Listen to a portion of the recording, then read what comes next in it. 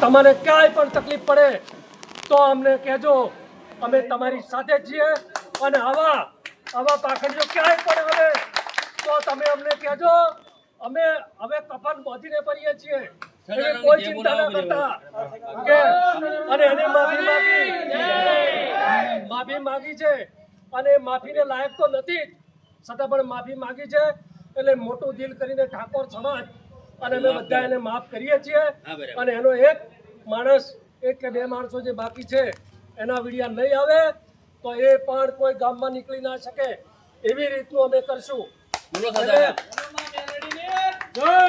આજે તમને સૌને પણ આહવાન કરીએ છીએ કે આવી અંધશ્રદ્ધામાં કોઈ ફસાતા નહીં, આવા પાખંડીઓ સાથે કોઈ વ્યવહાર કરતા નહીં।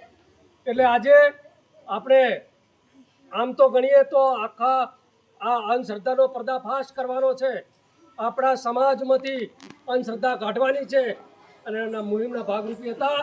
એટલે આજે એમને માફી માગી છે તો હાલ પૂરતું આપણે આ ચેપ્ટરને પૂરું કરીએ છીએ, પણ કોઈ જગ્યાએ આ લોકોને કોઈ ગામમાં ઘૂસવા ન દેતા એવું તો આપ સૌને આહવાન કરું છું। બોલો સદારામ બાપાની જય।